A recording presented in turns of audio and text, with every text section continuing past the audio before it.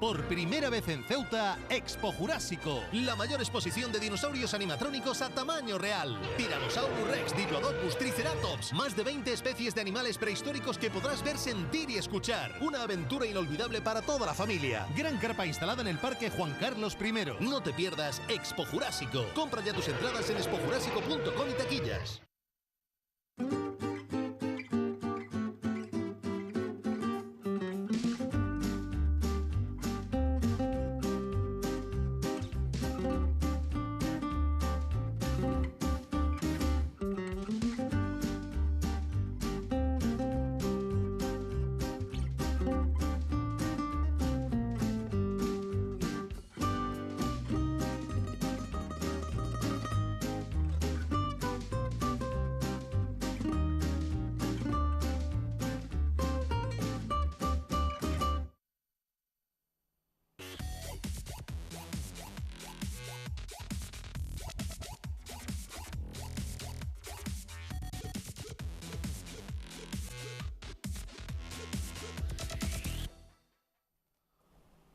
Familia, buenas tardes, bienvenidos una semana más a Gran Vía, esta cita que tenemos todos los jueves hasta ahora, en la que pretendemos analizar, y a veces incluso hasta lo conseguimos, algunos temas que son de actualidad. Les recuerdo que nos siguen a través de nuestros perfiles en redes sociales, a través de nuestro Facebook, Ceuta Televisión, nuestro Twitter, @CeutaTV, y por supuesto a través de nuestra página web www.ceutatv.com. Les invito a que nos digan, como siempre, desde qué parte del mundo nos están viendo, y ustedes saben bien que no exagero cuando digo que tenemos espectadores en los 5 continentes. Vamos a hablar de un tema que ha sido actualidad esta semana, y aunque de todo informativamente podríamos haber tratado esta tarde, por ejemplo, del caso Vivas, ¿no? Se va, se queda, al final parece que se queda, y volverá a ser candidato a la presidencia de la ciudad, lo dijo él ayer mismo en la inauguración de Mercadona. Podría haber sido también un tema recurrente, ¿no? El desembarco del Grupo Rox en Ceuta, una de las pocas provincias españolas donde aún no tenía presencia comercial, pero nos vamos a quedar con un tema que yo entiendo, y espero que ustedes compartan mi opinión, es capital, es la educación. Más de 20.000 alumnos, ahora nos dirán el porcentaje más o menos, creo que estamos hablando de 20.700, por andar en cifras redondas, han vuelto esta semana a las aulas en todos los niveles, tanto pues desde los más pequeñines, los que nos dan más pena, ¿verdad?, a los padres, hasta los que dan más alegría a los padres, los de secundaria, cuando vuelven a las clases. Vamos a tratar de hablar del curso escolar recién iniciado, de este curso 2018-19, de momento con un par de invitados, un tercero que, bueno, veremos si se incorpora, si no, bueno, pues en otra ocasión podremos contar, por supuesto, con su presencia. En representación del Ministerio, no sé si llamarlo la parte oficial, bueno, es la parte oficial, a fin de cuentas, aunque me consta que Atula Fernández Maqueira, que es la nueva jefa de programas del Ministerio de Educación en Ceuta, no le hace mucha gracia esto. Atula, buenas tardes. Hola, buenas tardes. ¿Cómo se lleva esto del cargo? La carga del cargo, ¿cómo va? Bueno, la carga no es carga. La verdad es que, bueno, nos hemos sumado a este proyecto ilusionante, esperamos, con muchas ganas, con energía. Así que no lo considero una carga en absoluto, aunque nos está suponiendo, pues eso, mucho esfuerzo mental, emocional y físico el ponernos al día en todos los asuntos, pero sí que es un poco extraño estar aquí sentada delante del compañero, por ejemplo, Paco, que tantas luchas hemos tenido juntos, y estar ahora en otra situación. Eso es algo que cuesta asumir, pero hay que ver la educación desde todas las perspectivas, y en eso estamos. El compañero Paco, ya lo habrán deducido ustedes, si no se lo presento, es Francisco Lobatos, el presidente de la Junta de Personal Docente. Don Francisco, pregunta a la inversa, ¿cómo la ve al otro lado de la barrera? Bueno, ya lo ha comentado ella, que tenemos una trayectoria, una larga trayectoria, y yo creo que productiva trayectoria desde la parte sindical. Tú has sido un puntal fundamental de la antigua FET-UGT, ha estado con nosotros en la Junta de Personal, y ahora, bueno, pues está en otro cargo donde yo no creo que esté al otro lado de la barrera. Todos tenemos que remar juntos, todos tenemos que luchar por conseguir mejoras en la educación, que, como siempre decimos, y desgraciadamente otra vez hay que repetir, está bastante mal. Y bueno, pues yo estoy seguro que en esa etapa pues va a tener éxitos, porque ella es una persona muy válida, con una gran fuerza, una gran ilusión, y seguro que vamos a disfrutar de algunos logros que pueda tener. Evidentemente, y yo siempre lo remarco, Lo triste, lo lamentable es que aquí en Ceuta, bueno, pues las competencias no existen, todo depende de Madrid. Precisamente hoy está en Madrid, que supongo que entra de camino, el director provincial de una reunión con el secretario de Estado, que esperemos que haya sido productiva, y eso es un poco, pues, bueno, lo hemos remarcado muchas veces, todos dependemos de Madrid, Madrid está muy lejos, y bueno, pues esas son las situaciones que tenemos ahora mismo. Bueno, casi por alusiones, ¿qué sabemos de esa reunión de Javier Martínez Alonso con Alejandro Triana, secretario de Estado de Tiana, de Educación, y creo que la directora general de Infraestructuras del Ministerio? Sí. ¿Algo que podamos contar al margen de buenas sensaciones? Bueno, pues yo antes de venir para acá he recibido la llamada de don Javier Martínez y bueno, me ha estado comentando que realmente viene muy satisfecho de esas reuniones. Evidentemente, en una primera toma de contacto, ¿verdad?, a nadie se le escapa que todo el mundo puede venir muy satisfecho de ese tipo de reunión, que en principio es simplemente una toma de contacto. Pero yo realmente he visto que, y así me lo ha comentado él de primera mano, he visto que sí, que se ha tomado en consideración la situación de Ceuta y de Melilla, que ellos entienden que ha habido un despegue muy grande desde esa centralización de Madrid con respecto a estas dos comunidades. Y bueno, se ha visto muy respaldado por las grandes cabezas que ahora nos tienen que gobernar, que como decía Paco, precisamente puede ser uno de los pequeños lastres que nosotros arrastramos, porque cuando se habla de los resultados académicos, de los fracasos escolares, nunca se tiene en consideración si a lo mejor Ceuta y Melilla con otras competencias más fuertes podríamos conseguir otros logros. Pero eso es otro tema a debatir. Yo sí le he visto muy ilusionado, le he visto respaldado. Con el tema de las infraestructuras, que teníamos, creo que todo, tanto sindicatos, la ciudad, es decir, es una necesidad imperiosa el construir nuevos colegios y nuevos institutos, y al parecer estamos en un punto en el que, bueno, todos los ánimos están unidos para que eso se produzca, y al parecer en Madrid han respaldado ese plan de nuevas construcciones de centros escolares que don Javier Martínez ha planteado allí. La semana pasada, hace justo 7 días, estábamos con él. Recuerden que emitíamos algunos fragmentos de una entrevista con el director provincial, y él hablaba, entre otras cosas, mencionaba mucho al BRUL. ¿Puede ser uno de los puntos que se haya desbloqueado hoy en Madrid? Sí, parece ser que sí. De todos modos, eso ya estaba bastante avanzado, afortunadamente ha sido, todos lo conocemos, ha sido una especie de gincana.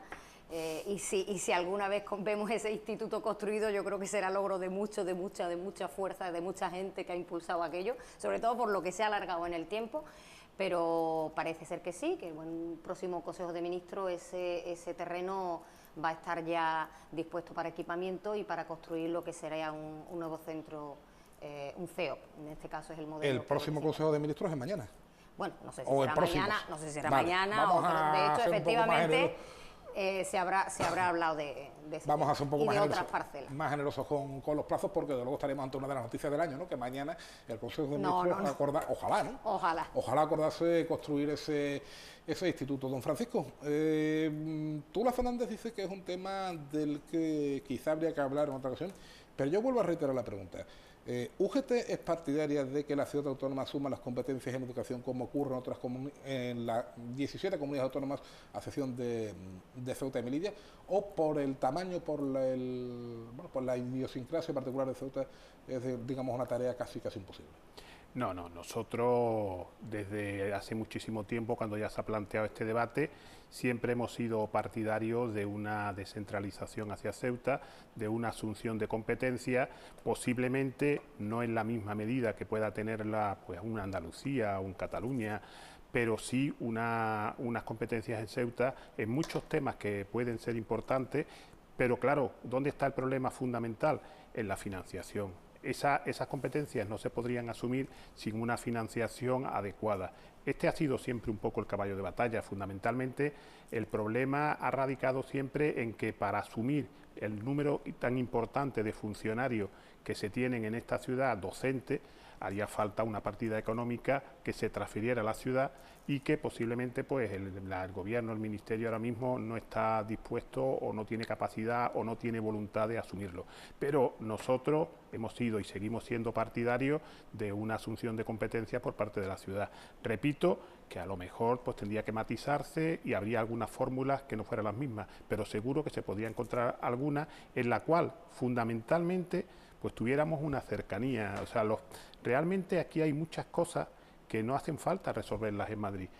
Hay muchos temas que se pueden sacar aquí. Lo que no tiene sentido es que hasta para el simple hecho de autorizar pues, que 2 interinos trabajen haya que estar esperando a lo mejor 10 días a comunicarlo a Madrid, a que Madrid resuelva, que no lo comunique para desatascar este tema. Esto, la contratación de profesorado, a la hora de organizar muchos temas, es un atraso que tengamos que estar dependiendo siempre de Madrid, porque repito lo que he dicho antes, Madrid está muy lejos, los problemas siempre son siempre provienen precisamente de esta distancia y evidentemente todo esto se resolvería. Yo pongo un ejemplo muy claro. Este verano hemos tenido, como todos los años, el tema de la adjudicación de los interinos. Se ha hecho más tarde, prácticamente, que hace muchísimos años no se producía, y me consta porque lo hemos estado viendo, que el director provincial ha estado peleando con Madrid por el tema del cupo hasta último momento. Estos temas podían estar resueltos perfectamente en el mes de julio si aquí se tuviera la capacidad de decisión pues, del número de vacantes que tienen que salir, siempre lógicamente ajustado a unos presupuestos y en base a una organización previa que se haga. Pero repito e insisto, creo que sería muy positivo que hubiera una asunción de competencias en esta ciudad con respecto al tema educativo. No sé si tú estarás de acuerdo o quisieras matizar algo. No, completamente de acuerdo. Quizás algunas competencias sí deberíamos tener, ¿no? Que fuera una dirección provincial con más competencial y donde se pudieran gestionar algunos temas, pero bueno, es la situación. La buena noticia, ¿no?, es que ahora parece que son políticas más abiertas y en eso estamos ilusionados todos. Y a ver si es verdad que ese respaldo que se ha manifestado al director provincial hacia Ceuta y Melilla, pues es un compromiso firme. Otro de los asuntos, lo ha mencionado también Francisco de Lobato casi de pasada, es el de las interinidades, otro de los grandes asuntos de cada inicio de curso escolar, ¿no? Ya prácticamente es una cita casi obligada en la agenda de los periodistas, pues ver cómo se adjudican las vacantes cada año, una semanita, 2 semanas antes del inicio del curso educativo. Vemos que incluso este año los interinos, entre comillas, han dado un paso más allá, se han asociado, han creado una especie de plataforma, agrupación de interinos, etcétera. ¿Qué está pasando? Bueno, vamos a ver, en principio aquí hay que diferenciar 2 temas distintos. El tema de la plataforma de interinos, bueno, pues esto es una cosa que nos viene de fuera. Hace ya un par de años, se crea una plataforma de interinos fuera, está promovida fundamentalmente por 2 equipos de abogados, uno que creo recordar que es de Galicia y otro que es de Cádiz, en donde lo que plantean fundamentalmente es el hecho de que este personal interino lo que quieren reclamar es convertirlos en personal indefinido no fijo. ¿Qué ocurre? Que bueno, pues se hacen esos planteamientos. Estos equipos de abogados evidentemente no lo están haciendo gratis, eso me consta porque he hablado con muchos de ellos, algunos son afiliados nuestros y evidentemente están sacando bastante dinero y desde el punto de vista al menos de UGT y creo que de todos los sindicatos, porque en la Junta de Personal hemos tenido una reunión, hemos tratado y estamos prácticamente todos de acuerdo, creemos que bueno, porque lo que se está haciendo de alguna forma es aprovecharse un poco de este interés que tienen estas personas, bueno, mejorar lógicamente, porque el tema de indefinido no fijo, hasta ahora, que nosotros conozcamos o que yo conozca, ha habido 2 sentencias, una en La Rioja y otra en Galicia. En la de La Rioja le han dado la razón por una cuestión ha habido un fallo en el tema de la organización de la consejería no le contestó a una reclamación que se produjo y como consecuencia de este hecho el tribunal pues dijo que por silencio administrativo le concedió la razón. En Galicia no le han dado la razón y este es el tema fundamental. A consecuencia de eso y como fundamentalmente también hemos denunciado, por lo menos desde UGT en alguna ocasión, el año pasado cuando se decide cambiar el Real Decreto para el tema de este plan de estabilización que se ha producido con un número muy importante de plazas que salen para oposiciones, entonces, si se está planteando un plan de estabilización, de alguna manera se tendría que haber establecido un marco que favoreciera esto. Ese marco radicaba, y uno de los puntales fundamentales era el tema de que los exámenes no fueran eliminatorios. Es un tema que ya hemos hablado en muchas ocasiones y que en ese tema coincidimos fundamentalmente con los planteamientos de los interinos. Hemos defendido nosotros desde UGT y desde los demás sindicatos, comisiones y CSI que forman parte de este acuerdo que se firma en 2017, se ha estado defendiendo que los exámenes no fueran eliminatorios, pero hubo una reunión de la comisión educativa. En esta reunión todos los consejeros del PP estuvieron en contra, el resto de los consejeros de las otras comunidades estuvieron a favor, pero claro, por una cuestión democrática de mayoría se salió en contra. Yo tengo la esperanza de que con el cambio de gobierno el PSOE, que era partidario de que los exámenes no fueran eliminatorios, se replantee esta situación y antes de que celebren las próximas oposiciones se pueda producir un revertimiento de este tema y se pueda conseguir que los exámenes no sean eliminatorios. Porque además quiero hacer hincapié, porque muchas veces se puede malinterpretar esto, es que se le quiere regalar la plaza a los interinos. No, el hecho de hacer unos exámenes no eliminatorios no supone regalarle nada. Es simplemente aplicar lo mismo que se aplica a los estudiantes o en cualquier otro tema donde alguien tiene que tener al final de unas oposiciones o de unos exámenes una nota. Tener en cuenta todo, es decir, se hace un primer examen, pasa todo el mundo y se hace un segundo examen y al final se hace una media. El que aprueba, aprueba y el que no suspende. Pero el hecho de poner la barrera en el primero presupone que por un fallo de cualquier tema, por un mal día, porque de alguna manera pues te pones nervioso, no puedas acceder a la segunda prueba. Y es como, yo siempre pongo el ejemplo, es como si a los alumnos durante el curso, en el primer examen que suspendiera, se le dice, tú ya no continúas, estás suspendido. Es decir, usted va a hacer el mismo razonamiento para los profesores interinos que se hacía en contra de la selectividad para los alumnos. Que se hacía en contra de la selectividad. Aquello de por un mal día se me echa todo sí, a perder claro, las pruebas de acceso. Evidente, pero es que la situación es la misma. Al final, cuando tú te lo juegas todo en una sola ocasión, en un solo día, puede ocurrir, pues eso, que tengas, permíteme que es la redundancia, un mal día o que tengas algún fallo de cualquier cosa.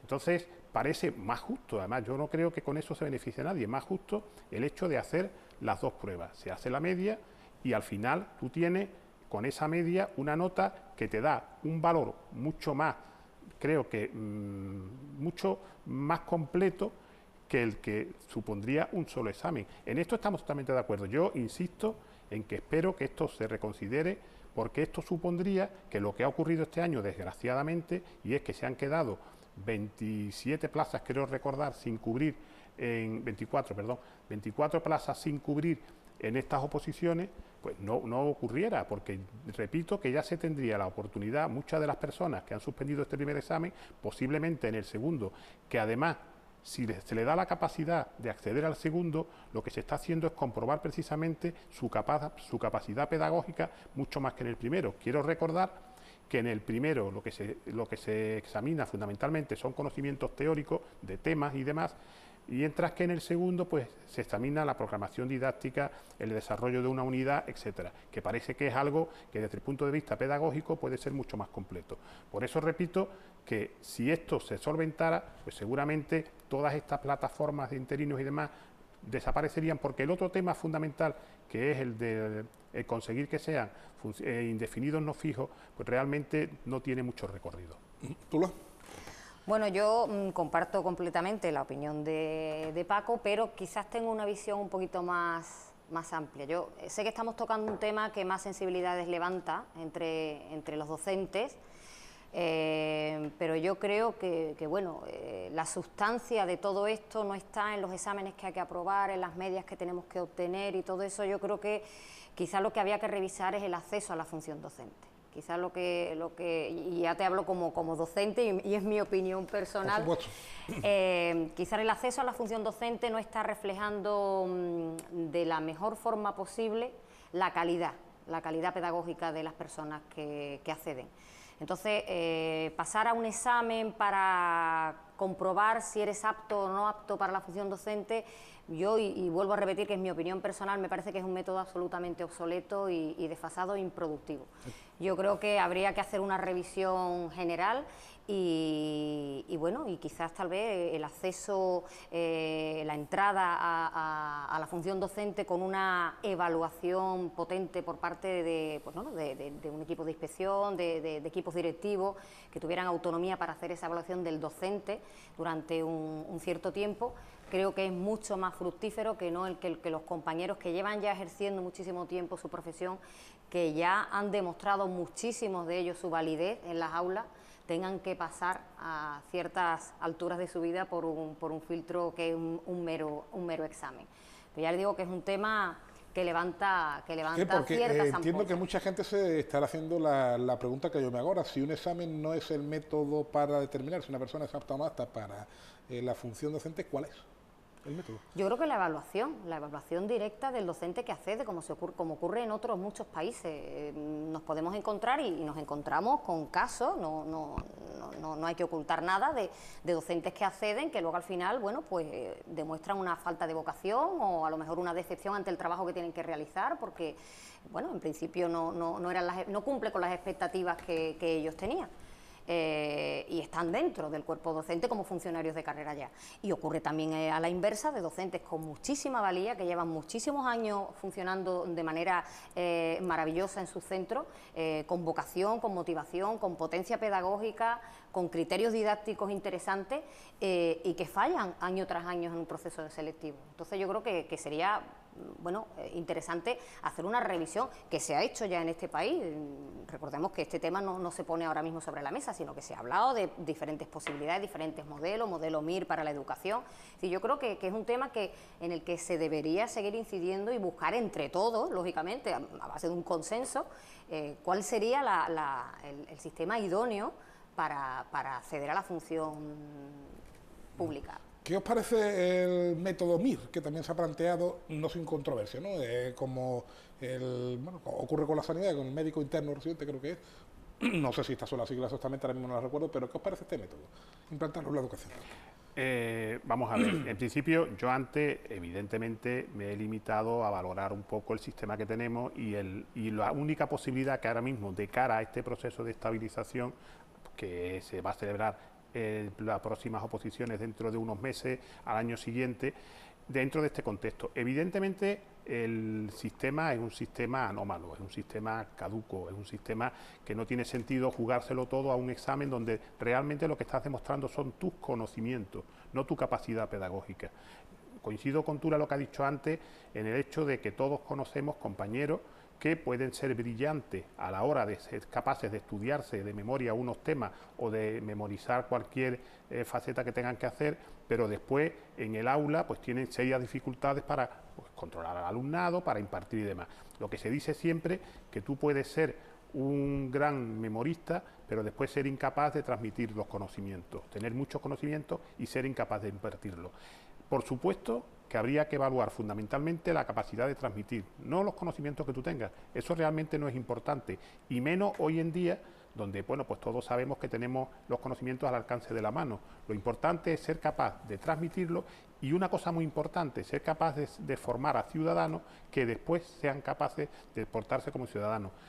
Quizá uno de los problemas que tenemos hoy en día en la sociedad fundamentalmente sea ese, sea la dificultad que se tiene para formar a unos ciudadanos que después tengan una serie de valores democráticos, y que ahora mismo pues nos estamos dando cuenta con la deriva que se están tomando tanto en nuestro país como en otros países, con estos movimientos de extrema derecha además, y sería fundamental el hecho, repito, de ser capaz de transmitir conocimiento, de transmitirlo, y ser capaz de formar a personas que después sean unos ciudadanos que puedan desarrollar una situación democrática y que sean capaces de tener una en su trabajo normal o en cualquier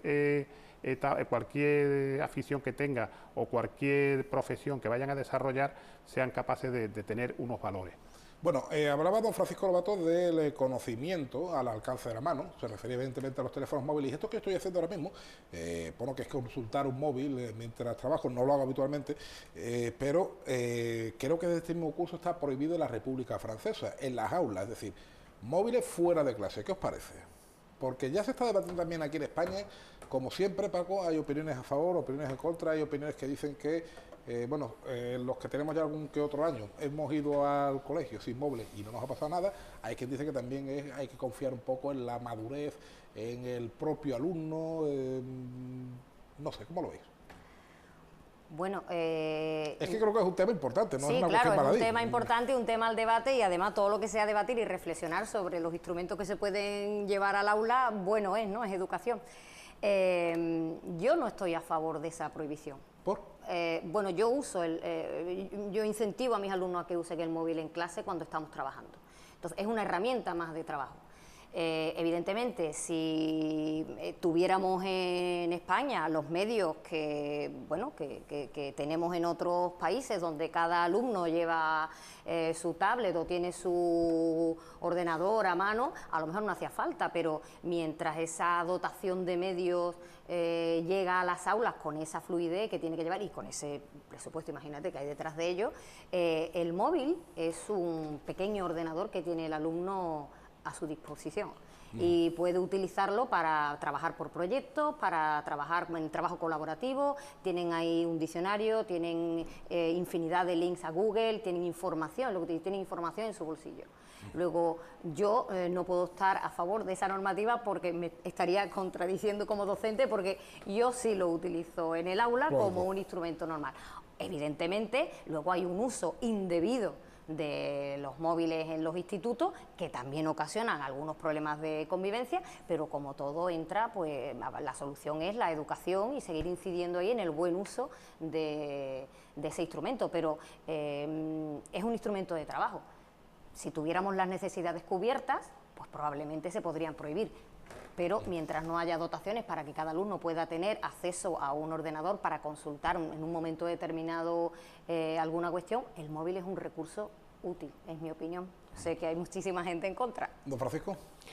Vamos a ver, yo la verdad es que no tengo una opinión muy clara, porque precisamente lo que ha planteado Tula es cierto, es decir, se puede utilizar como una herramienta más pedagógica, pero también es verdad que cuando esto se prohíbe o cuando se tiene el debate, oímos a muchos compañeros, el móvil habría que dejarlo en la puerta de la clase o en la puerta del instituto, es debido al mal uso que se hace o es debido a lo que plantea en sí el tema de este uso inadecuado del móvil, pues porque estás en clase y a lo mejor pues estás pensando o utilizando el móvil para ver un vídeo que te han mandado de no sé qué, o mandándole tú a tus colegas o cosas de este tipo. O el problema, perdón, muchas veces es un vídeo de no sé quién, y a lo mejor no sé quién está dentro de la clase, que efectivamente, es uno de los grandes argumentos de los que están a favor de la prohibición. Entonces, es verdad que lo que plantea Tula, en esa utopía que plantea, sería perfecto, porque muchas veces el problema está en que los docentes somos los primeros que no tenemos la formación suficiente para ese uso que Tula plantea del móvil. Si todos fuéramos capaces de tener un conocimiento sobre estas herramientas que se pueden utilizar y fuésemos capaces además de conseguir que los alumnos no utilizaran más el móvil, podría ser. Pero ahora mismo, en la situación en la que nos encontramos, hablo siempre por lo que comento con compañeros y demás que se encuentran con unos graves problemas por el uso del móvil en las aulas. Entonces, el planteamiento, a mí la palabra prohibir no me gusta, eso de entrada. La palabra prohibir creo que es una palabra que no forma parte de mi idiosincrasia o de mi forma de ver la vida, pero sí de alguna manera controlar ese uso, porque es verdad que están planteando muchos problemas muy gordos, porque tú has apuntado hace un momento el problema del bullying y demás, que se está acrecentando muchísimo con el uso del móvil, porque ya es ese bullying en clase, en el colegio, en el instituto, pero es que además sigue en la casa. Ahí es donde realmente habría que tener un poco de cuidado, y a lo mejor habría otra fórmula, pues que no lo sé, que no estarán en nuestra mano, estarán a lo mejor en manos de Google o en manos de los dueños de Mac y demás, de controlar pues algunas emisiones, conseguir que se pudieran filtrar una serie de contenidos. A lo mejor, si eso pudiera hacer, pues nos podríamos plantear abiertamente el hecho de decir los móviles sin ningún tipo de censura. Yo hoy en día creo que algún control habría que tener. Bueno, a mí me gustaría puntualizar que evidentemente el control el que tiene. A mí me consta que en todos los centros, sobre todo en secundaria, donde los alumnos por su edad ya empiezan a tener un cierto uso más autónomo de su móvil, a lo mejor en primaria no se encuentran tanto con este problema, Me consta que todos los equipos directivos llevan eso en sus normas de funcionamiento de centro y que además no solo que lo llevan, me consta que se trabaja a diario y que es uno de los temas que más problemas da en una jefatura de estudio, ¿no? El alumno que está utilizando el móvil de forma indebida. Aquí lo que se ha planteado es la prohibición radical de utilizar el móvil. Francia ha prohibido la entrada. Exactamente. Entonces, igual que digo que como uso didáctico a mí me sirve como herramienta de trabajo, también digo que evidentemente los centros tenemos que seguir trabajando para eliminar y para aplicar sanciones como se aplican ahora mismo de retirada del móvil, de tener que recogerlo los padres, en fin, todo un tipo de protocolo que hay en los centros, que me consta que se trabaja mucho y que evidentemente lo uno no elimina lo otro. Es decir, el uso indebido del móvil tiene que ser sancionado como hasta ahora. Bueno, les pido por supuesto su opinión, si tienen a bien compartirla con nosotros a través de nuestras redes sociales, a través de nuestro perfil de Facebook, Ceuta Televisión, y del Twitter, @CeutaTV. Otra cuestión que siempre nos planteamos, hay quien lo toma como el cuaderno de bitácora por el que debe transitar la educación. Hay quien dice, y me consta que Francisco Lobato quizás de esta segunda opinión, que hay que relativizar un poco la importancia del informe PISA porque no son mediciones completas o no son mediciones tan exhaustivas como muchas veces creemos que lo son. Ceuta ha tenido una trayectoria con el informe PISA entre inexistente y mala. Inexistente porque ha habido veces en las que no ha estado, mala porque cuando ha estado, pues hemos tenido unos datos ahí que desde luego son francamente mejorables. Yo planteo una doble pregunta, Tula. Uno, ¿Ceuta va a volver a estar en el informe PISA? Porque eso creo que es una cuestión de voluntad política del gobierno central, del gobierno cada turno, no sé si de turno, no sé si me estoy equivocando. Y dos, ¿es para tanto? ¿Debemos tomar tan en serio lo que dice el informe? Bueno, la primera pregunta no te sé contestar. No sé si el espíritu ahora mismo del gobierno que hay ahora mismo en nuestro país es el de estar o no estar. Lo desconozco ahora mismo. Desconozco también si el espíritu de este Ministerio de Educación está por la labor de seguir valorando los informes PISA o no. Hay, como siempre, una polémica en torno a esos exámenes. Yo en esto, fíjate que por una cuestión personal puedo hablar con más criterio que hace 3 años. ¿Por? Pues porque yo vengo, claro, porque vengo del país desde donde se ha importado todas estas actividades, ¿no? Yo he ejercido mi función docente durante 2 años en Estados Unidos. Y bueno, en Estados Unidos la presencia de esas pruebas externas es ya una verdadera pesadilla para profesores y para alumnos, hasta el punto de que allí sí hay una clasificación de centros según los resultados que los alumnos obtienen. De manera que hay una clasificación. Hay centros A, B, C, D y E. Y en base a eso los centros obtienen una financiación. Claro, para un centro que es A o B es fácil volver a repetir esos buenos resultados, porque los inflan con un buen monte de dinero. Para un centro que cae en la clasificación de D, el aporte económico que recibe es mínimo, con lo cual ya, ¿verdad?, es un bucle que todos entendemos que es muy difícil salir de ahí. Si no me ofrece recursos es muy difícil que yo pueda levantar los resultados de mi centro, ¿no? Entonces esto está siendo una verdadera pesadilla y de hecho hay un debate muy importante en el país en el que hasta ahora no se había levantado ninguna polémica al respecto. Pero es que además, desde el punto de vista pedagógico ya, los profesores se quejan, se empiezan a quejar de que la importancia para el centro sobre estos exámenes es tanta la presión, que al final se aparca un poco lo que es el tiempo de enseñanza, con mayúsculas, y lo que nos dedicamos, porque yo también lo he sufrido, es a preparar a los alumnos para este tipo de pruebas. Es decir, que los alumnos igual suspenden el curso, pero las pruebas las hacen de maravilla. No es que suspendan el curso, hacen las pruebas de maravilla si se le entrena para ello, lógicamente, ¿verdad? Porque una cosa es enseñar y otra cosa es entrenar para unas pruebas. Y allí es lo que ocurre, que al final el tiempo de enseñanza relajada, de disfrute, de ese tiempo de enseñanza en el que disfrutamos los profesores y los alumnos, cuando tenemos cierta libertad, aunque tengamos el currículum, eso desaparece, porque tenemos que aprobar unas pruebas. Entonces, yo esto, ya te digo, tenía mi opinión formada antes de marcharme, pero ahora cuando he venido y cuando lo he vivido, mi opinión ya está muy fundamentada, ¿no? Entonces, evidentemente, creo que las pruebas externas bueno, son buenas a determinadas edades. Podemos cuestionarnos, ¿verdad?, la validez de la selectividad, porque son alumnos que están a punto de entrar a la universidad y evidentemente los parámetros de su enseñanza y aprendizaje van a cambiar. No está mal que a esa edad esos alumnos pueden pasar por esa presión, digamos, pedagógica añadida, pero a ciertas edades creo que no es conveniente. Yo le doy prioridad a la enseñanza antes que al entrenamiento para una prueba. Francisco. Bueno, tú ya has planteado de antemano cuál era mi posición. Porque creo que en alguna ocasión la hemos hablado. Efectivamente, porque este tema ya lo hemos hablado en más de una ocasión y como comprende y como ya conoces, pues la opinión prácticamente, me alegro de que tú la hayas hecho esa exposición y además una exposición que ya no es teórica, sino que está basada en una experiencia, porque prácticamente son los argumentos que yo en otras ocasiones he estado utilizando, es decir, las pruebas externas están bien en un momento determinado, pero lo que pasa es que las pruebas externas esas sirven para clasificar a los centros, y ahí es donde está el problema.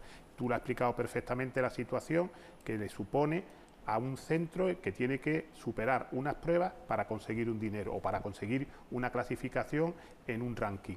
Evidentemente tú vas a poner el acento en superar esa prueba, no en enseñar a los alumnos. Yo antes he hecho hincapié en que la enseñanza no solamente es adquirir conocimiento, sino adquirir valores. Ahí prácticamente la educación en valores se pierde, porque solamente nos dedicamos a superar unas pruebas. Pero es que además en nuestra ciudad, porque lógicamente siempre tenemos que traer a nuestro pequeño rinconcito este tipo de cosas, en nuestra ciudad esto es una auténtica barbaridad siempre que se ha planteado, porque además las pruebas son totalmente, se supone que iguales para todo el mundo. Objetiva, en el concepto más negativo de la palabra objetiva. ¿Cómo vas a poner tú una misma prueba objetiva a unos alumnos de un colegio A de Ceuta, que no quiero nombrar por no establecer ningún tipo de agravio, con otro colegio B? Es que eso no se puede plantear. Tú tienes que adaptarte para realmente saber si esos alumnos están progresando y no, adaptarte al nivel de sus conocimientos, al entorno donde están, a su lenguaje, a todo ese tipo de cosas. Unas pruebas que en ese aspecto, bueno, pues demostrarán que los niños de tal colegio pues tienen muchos conocimientos y que los otros tienen menos, pero a lo mejor los valores que se han formado en esos niños que tienen menos conocimientos son mucho más importantes que el conocimiento en sí de ese otro colegio. Esto es un poco, yo además aprovecho un poco porque estamos aquí en una situación en la que estamos teorizando mucho, pero no estamos entrando en cosas más concretas, y además mi papel aquí tiene que ser también un poco criticar.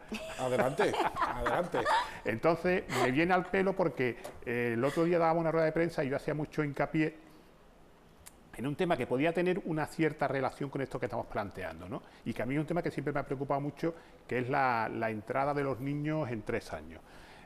Hay un periodo de adaptación que se da en todos los colegios con la entrada de los niños de 3 años, y el Ministerio, en esas instrucciones que manda, en las que yo estoy seguro que nadie, porque si alguien se lo hubiera comentado lo habrían reconsiderado, establecen 10 días para que los niños se adapten a la entrada en el colegio. Y yo siempre digo lo mismo, digo, pero ¿hay alguna cabeza pensante que pueda pensar que en un colegio A, donde los alumnos llegan con un lenguaje fluido, con un conocimiento de muchos temas ya que los tienen en la casa, con unos hábitos adquiridos porque han pasado por una guardería, puede ser igual el periodo de adaptación de 10 días que el periodo en otro centro B, que también conocemos, que no yo voy a nombrar, no vamos a nombrar ninguno, donde llegan los niños sin conocimiento de la lengua, donde llegan sin hábitos porque nunca han salido del entorno familiar? Aquí se le puede plantear que el periodo de adaptación puede ser igual en los dos sitios. Cuando las cosas se hacen así, sin tener en cuenta cuáles son los condicionantes, pues estamos yendo a una variedad. Pues con esto pasaría lo mismo, es decir, la adaptación al centro, la adaptación al medio es fundamental cuando tú quieres hacer una valoración realmente objetiva en el buen sentido de lo que es la palabra objetiva. Sí, pero bueno, nunca ni en la educación ni en la vida nos vamos a encontrar algo todo hecho a la carta, ¿no? A la carta de nuestras posibilidades, los trajes a medida, a veces saliendo de la realidad, utilizándolos como metáfora. A veces es cierto que nos los encontramos, pero es que a veces las que no, es que a veces las que, bueno, pues la chaqueta nos queda más grande, más pequeña, más ajustada. Y eso es la propia vida, no solo es la educación, no solo es la diferencia de hábitos adquiridos en la infancia. Sí, evidentemente estamos hablando de una situación en la cual esto no sería ningún problema. No estamos aspirando a conseguir grandes logros, estamos aspirando simplemente, yo esta crítica que he hecho relacionada con lo otro, lo he planteado simplemente porque esto supone algo muy simple, no supone dinero, no supone que a los niños se les vaya a tener sin dar clase, porque es un periodo de adaptación que puede ser como mucho de un mes, porque es que anteriormente se hacía, anteriormente el periodo de adaptación se adaptaba al entorno y a los centros. Esto fue a raíz de cuando se producen los recortes del famoso ministro Wert, que todos creo que nos acordamos, que estableció unos criterios rígidos fundamentalmente por una cuestión de cabezonería y de decir esto es lo que hay porque lo digo yo, y esto se sigue manteniendo, y precisamente este tipo de cosas son una de las cosas en las cuales creo que la administración que acaba de llegar se tendría que haber planteado. Es verdad que fue en junio, es verdad que la ministra tiene además otras cuestiones importantes, y es verdad que la directora general la nombraron fundamentalmente, creo recordar, a mediados de julio. Pero había habido tiempo para que estas cosas y otras que no suponen dinero, pero sí suponen algo de decir, mira, nos estamos preocupando realmente por modificar algo y la política de este gobierno quiere cambiar. Yo siempre además hago la misma reflexión. Creo que realmente el Ministerio no se plantea nunca el laboratorio que tiene en Ceuta para poder exportar y para poder publicitar su política educativa. Si realmente la ministra, cuando ha salido en los medios de comunicación o en el Parlamento diciendo vamos a hacer bajadas de ratio, vamos a hacer aumento de profesores, el laboratorio lo tiene en Ceuta. El laboratorio lo tiene en Ceuta porque además no le supone un gran presupuesto económico. En lo que son los presupuestos generales del Estado, mejorar la educación en Ceuta es algo que le supone muy poco dinero, y sí sería un gran escaparate, y sí podrían decir, mira, esta es la política que nosotros vamos a aplicar y la estamos haciendo en el territorio que gestionamos. Esa es, yo he oído antes a Tula, no he hablado con el director provincial, que viene muy contento, y me alegraría que viniera con medidas concretas bajo el brazo, además de la construcción en el BRUL del colegio del que estamos hablando, pero me gustaría que el Ministerio de alguna vez se tomara en serio a esta ciudad y Melilla, se lo tomara en serio a la hora de planificar, a la hora de gestionar y a la hora fundamentalmente de esas promesas que hace, aplicarlas en Ceuta. Y ya no serían promesas, serían realidades. Creo que en algo parecido a esto del laboratorio andaba la Dirección General de FP. Según nos dijo la semana pasada el propio director provincial, recuerden, se apostaba para el próximo año por la implementación de nuevas ramas, las relacionadas con la familia del agua y el medio ambiente, y que desde la propia Dirección General de Formación Profesional del nuevo equipo ministerial, bueno, pues se contemplaba con buenos ojos esa posibilidad, ¿no?, de que Ceuta fuera un poco el laboratorio de la FP, sobre todo en la denominada FP dual. Bueno, pues se nos quedan, creo que algunas cosas en el tintero, pero evidentemente esta pregunta, esta respuesta, se hacía como la daba por Javier Martínez Alonso a la pregunta clásica, ¿no? Quizás saliendo del informe PISA, ¿por qué Ceuta y Melilla siempre presentan unos indicadores tan elevados, tan espantosos, alarmantes, como quieran, de fracaso escolar?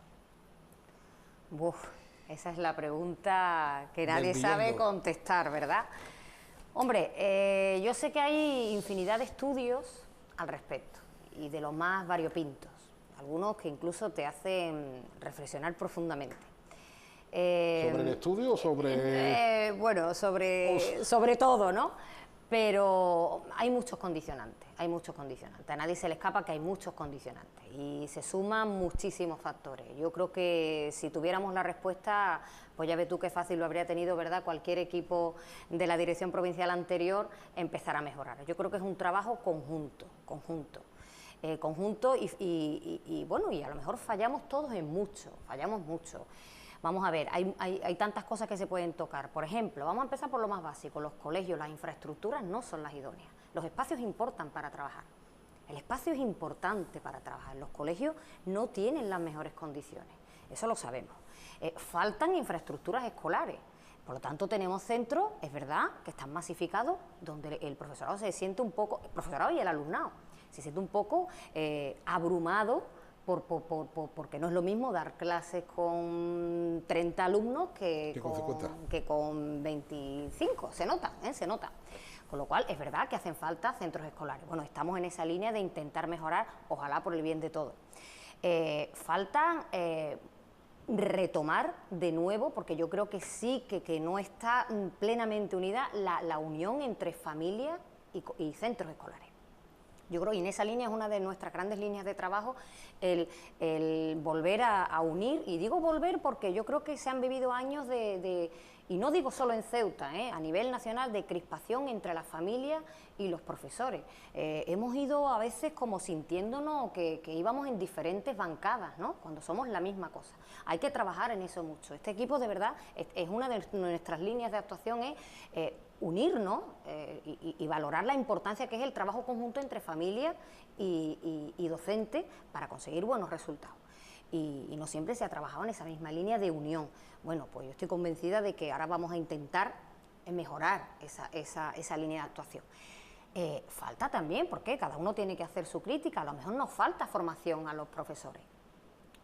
Puede que sí, vamos a hacer una reflexión también, porque a lo mejor tenemos que estar más adaptados a las condicionantes que tenemos ahora. Es verdad que se hace una labor ímproba, pero a lo mejor no se hace en una dirección correcta. A lo mejor tendríamos que fomentar, pues no sé, otro tipo de enseñanza. A lo mejor tendríamos que fomentar más el trabajo colaborativo entre los profesores. También es una de nuestras líneas de actuación eso, el trabajo colaborativo entre el profesorado también, ¿no? Es decir, son muchos elementos que hay que tocar. Hablábamos también de la centralización o la descentralización, ¿no? Es decir, que es un compendio. Entonces, poner el fracaso escolar en una sola casuística yo creo que es bastante básico. Yo creo que es un cúmulo de circunstancias las que se dan en esta ciudad y bueno, que habrá que ir atacándolas o atajándolas, que atacar el verbo es un poquito violento, poco a poco y con el compromiso de todos. Don Francisco. Bueno, lo que plantea Tula son cosas que hay que tener en cuenta, pero partimos, yo siempre en este tema, porque como desgraciadamente es reiterativo, siempre digo lo mismo. Se pueden hacer muchas cosas después, pero antes hay que hacer otras. Lo fundamental es el tema económico. Desgraciadamente, la economía es la que marca un poco todo, y en la educación pasa igual. Es decir, tú le has hablado de que las infraestructuras no son las correctas. Yo iría más lejos. Los colegios ahora mismo son colegios casi que la mayoría habría que echarlos abajo y construirlos de nuevo. No reúnen las condiciones idóneas y ni siquiera las idóneas para dar clases. Tenemos la ratio más elevada de toda España junto con Melilla, y eso no es algo que sea baladí. Tula también lo ha dicho. No es lo mismo dar clases con 30 que con 25, pero es que además esto se mantiene año a año y el Ministerio no hace hasta ahora nada por resolverlo. Este año, sin ir más lejos, tenemos más de 500 alumnos más y prácticamente se han abierto 4 o 5 aulas en primaria y grupos en secundaria, pero los grupos en secundaria tienen otra connotación. Entonces, este año en Ceuta la ratio va a volver a aumentar y eso es fundamental, porque ¿cómo va a ser igual dar clase en un aula donde los alumnos se pueden mover, se pueden desplazar, el profesor o el maestro puede llegar a la mesa, puede entablar grupos en un momento determinado, en una clase que tú entras y estás como en una lata de sardinas, inmóvil en un banco no te puedes mover prácticamente? A eso le añadimos el hecho de que no solamente es que tenemos una de las ratios más altas, la más alta, es que además en Ceuta hay muchos alumnos con necesidades educativas especiales que no están atendidos, porque el cupo de profesorado precisamente es un cupo que no sería el necesario para esto. Yo ponía los ejemplos el otro día, y lo vuelvo a remarcar ahora mismo, que se ha tenido que dejar cerrado un aula, que es la aula Avanza, y este aula Avanza se ha cerrado simplemente porque no tenemos cupo suficiente. No sé si el director provincial podrá venir con algún cupo más. Tenemos un colegio como el de Educación Especial que está saturado, que está masificado, donde se ha abierto un aula más y el Ministerio ha aportado medio docente, un medio cupo para el Colegio San Antonio, para un aula más. porque no tienen más. Yo sé que precisamente que se ha intentado, no tienen más. Por eso digo siempre que me gusta poner el acento en Madrid. Pero esto es fundamental. Una vez que hayamos resuelto esto, que tuviéramos aulas como máximo con 25 alumnos, que tuviéramos unos espacios adecuados, las infraestructuras suficientes, después ya entonces empezaríamos a poder hablar de proyectos, de todo ese tipo de cosas que son fundamentales y que si en Ceuta, a pesar de todos estos problemas que tenemos, la educación sale para adelante, es por el esfuerzo que hacen los docentes. Esa es el arma fundamental y esa es la suerte que tiene el Ministerio. Contar con unos docentes que son los que le están sacando las castañas de fuego, pero no porque el Ministerio ponga nada. Brevemente, por favor, porque nos quedan apenas 2 minutos. Esa última reflexión tuya, completamente de acuerdo. Esto sale a voluntad de los docentes que son magníficos. Solo apuntar 2 pequeños detalles. Tú decías antes que no existían los trajes a medida, lógicamente. Yo sigo ilusionada con este proyecto. Digo proyecto porque efectivamente todavía no es una política educativa. Vamos a darnos un tiempo. Yo creo que, como tú apuntabas, Paco, el Ministerio ha cogido la rienda, este nuevo equipo, en una época muy tardía. Todos sabemos lo que pasa. Evidentemente, entonces hemos heredado ahí muchos flecos, ¿verdad?, que vamos a darnos un tiempo y a ver qué es lo que se puede hacer. El tema de los cupos se ha peleado hasta el final. Se ha peleado hasta el final denodadamente. Y bueno, es lo que ya estaba pactado y no ha habido más. Y en cuanto a la ratio, bueno, pues también ahí subrayar, porque he visto el esfuerzo en este tiempo que yo llevo allí en la dirección provincial, he visto el esfuerzo por parte de la inspección, de Secretaría General, del mismo director provincial, y al menos en esta escolarización de este curso nuevo infantil, sí que es verdad que esa etapa de infantil ha quedado muy respetada. Ahí no hay ningún fleco de ratio, sino que ha quedado muy respetada y la tendencia es a seguir avanzando en esa línea. Bueno, pues esperamos contárselo en próximos programas porque nos quedamos sin tiempo para otra cosa que no sea. Agradecerle tanto a Paco como a Tula que hayan estado con nosotros en esta casi última hora. Me quedan con ganas, vamos a dejarlo ahí. No sé si es capaz de responderme con un sí o con un no, Paco Lobato, si se va a presentar o no a la relación al frente de la Junta de Personal Docente, o aún no lo tiene decidido. Le digo que es la pregunta de moda de las últimas semanas. Pues ahora mismo falta más de un año todavía para las próximas elecciones a la Junta de Personal Docente. O sea, ¿qué tiempo habrá de...? Y evidentemente ahora mismo es un tema que no funciona. Yo siempre digo que ya voy teniendo una edad y evidentemente no me falta la ilusión, pero ahora mismo es una etapa de reflexión. Tú has hecho antes mención a la situación de Juan Viva, pues digamos que estuviera en una situación parecida. Lo digo que es la pregunta de moda las últimas semanas en la ciudad, y no solo con Viva y con usted. Bueno, pues tanto a Paco como a Tula, muchísimas gracias, y por supuesto, gracias a todos ustedes por habernos acompañado una semana más. Volvemos la próxima semana. Sean felices.